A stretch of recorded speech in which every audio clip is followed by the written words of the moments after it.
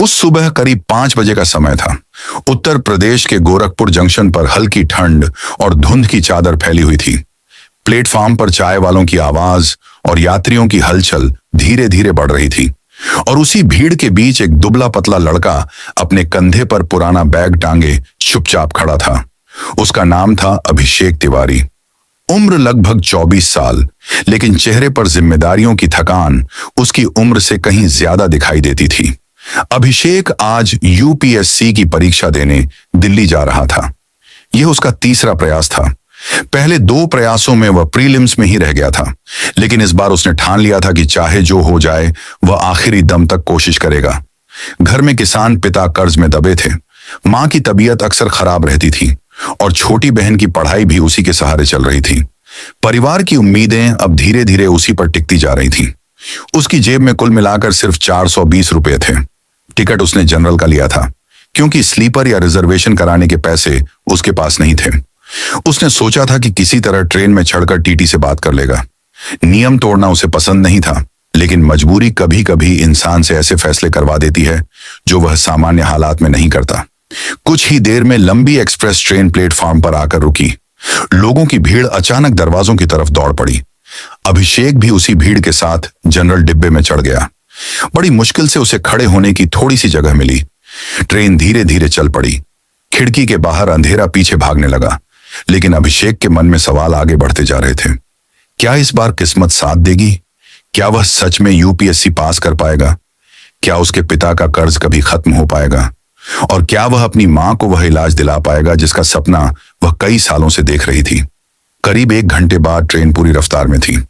डिब्बे में लोग अब थोड़ा संभल चुके थे। कुछ लोग सीटों पर बैठ गए थे, कुछ लोग फर्श पर अखबार बिछाकर सोने की कोशिश कर रहे थे। तभी डिब्बे में टिकट चेकिंग शुरू हुई।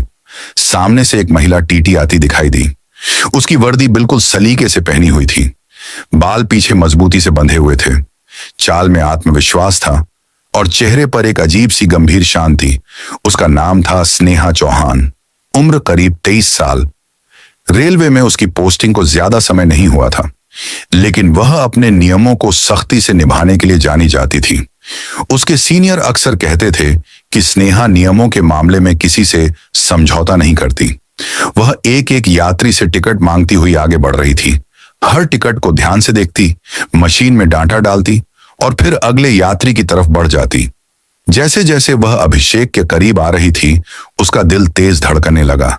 उसकी हथेलियां पसीने से भीग गईं। उसे लग रहा था कि शायद आज उसका दिल्ली पहुंचने का सपना यहीं खत्म हो जाएगा। आखिर स्नेहा उसके सामने आकर रुक गई। उसने शांत लेकिन सख्त आवाज में कहा, टिकट दिखाइए। अभिषेक ने धीरे से अपनी जेब से जनरल टिकट निकाला और उसकी तरफ बढ़ा दिया। स्नेहा ने टिकट देखा, फिर उसकी तरफ नजर उठाई। कुछ सेकंड तक वह उसे ध्यान से देखती रही, फिर बोली, यह एक्सप्रेस ट्रेन है। इसमें जनरल टिकट पर ऐसे यात्रा करना नियम के खिलाफ है। आपकी सीट कहाँ है? अभिषेक कुछ सेकंड तक चुप रहा। फिर उसने धीरे से सिर झुका लिया और हल्की आवाज में बोला, सीट नहीं है मैडम। स्नेहा ने एक पल के लिए उसे देखा, फिर पूछा, कहां तक जाना है? अभिषेक ने जवाब दिया, दिल्ली, यूपीएससी की परीक्षा देने। स्नेहा ने मशीन में कुछ डाटा डाला, फिर बोली, आपको पता है बिना कंफर्म टिकट इस ट्रेन में यात्रा करना नियम के खिलाफ है। अभिषेक ने बिना बहस किए सिर हिला दिया, जी मैडम पता है, लेकिन मजबूरी थी। स्नेहा ने पहली बार उसकी आंखों में ध्यान से देखा। उन आंखों में डर था, थकान थी, लेकिन झूठ नहीं था। उसने फिर पूछा, जेब में कितने पैसे हैं? अभिषेक ने सच सच कहा, 420 रुपए। स्नेहा कुछ सेकंड के लिए चुप हो गई, क्योंकि नियम के मुताबिक जुर्माना इससे कई गुना ज्यादा था। आसपास खड़े कुछ लोग अब इस बातचीत को ध्यान से देखने लगे थे। किसी के चेहरे पर सहानुभूति थी, किसी के चेहरे पर हल्की मुस्कान, जैसे उन्हें आगे होने वाले तमाशे का इंतजार हो। अभिषेक का गला सूख गया। उसे लग रहा था कि अब या तो जुर्माना लगेगा या अगले स्टेशन पर उतरना पड़ेगा। तभी स्नेहा ने अचानक मशीन बंद कर दी और धीमी आवाज में बोली, आप बैठ जाइए। अभिषेक को यकीन ही नहीं हुआ। उसने सोचा शायद उसने गलत सुन लिया। स्नेहा ने फिर कहा, मैंने कहा बैठ जाइए, बाकी मैं देख लूंगी।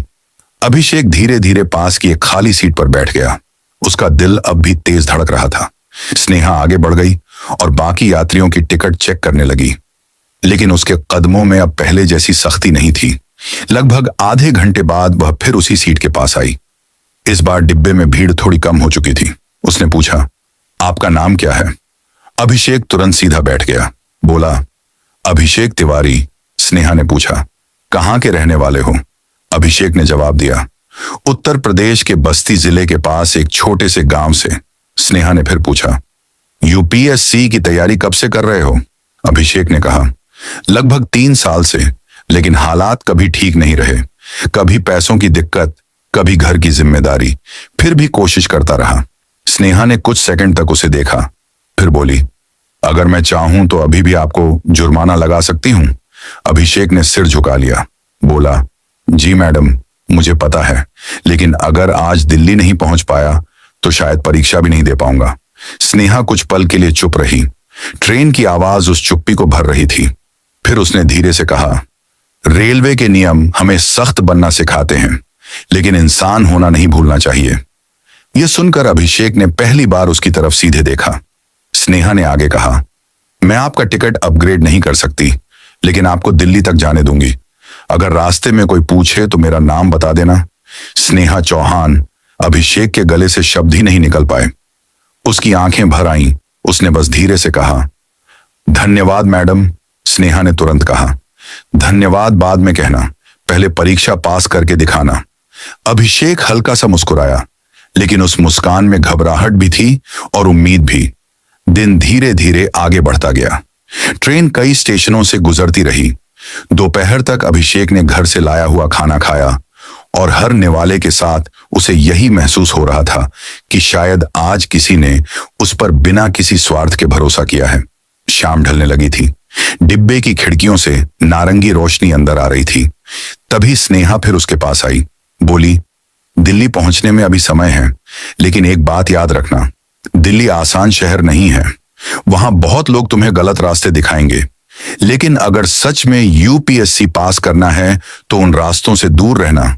अभिषेक ने तुरंत कहा, मैं कोशिश करूंगा कि आपका भरोसा कभी टूटे नहीं। स्नेहा ने हल्की मुस्कान दी, लेकिन उसके चेहरे पर कहीं ना कहीं चिंता भी थी, क्योंकि वह जानती थी कि दिल्ली जैसे शहर में सपने देखना आसान है, लेकिन उन्हें बचाकर रखना बहुत मुश्किल। तभी अचानक अगले स्टेशन पर ट्रेन रुकते ही 2 आरपीएफ जवान डिब्बे में चढ़ आए। उनकी नजरें यात्रियों पर तेजी से घूम रही थीं और कुछ ही सेकंड में उनमें से एक की नजर अभिषेक पर टिक गई और उसने सख्त आवाज में कहा, ए तुम, टिकट दिखाओ। आरपीएफ जवान की आवाज सुनते ही अभिषेक का दिल जोर से धड़कने लगा। उसके हाथ अपने आप बैग की तरफ चले गए, जैसे उसमें टिकट ढूंढ रहे हों, जबकि उसे पता था कि वहां कुछ भी नहीं है। जवान फिर सख्त आवाज में बोला, सुनाई नहीं देता क्या? टिकट दिखाओ। अभिषेक ने धीरे से कहा, सर मेरे पास कंफर्म टिकट नहीं है, मैं जनरल टिकट पर सफर कर रहा हूं। जवान की भौहें सिकुड़ गईं। उसने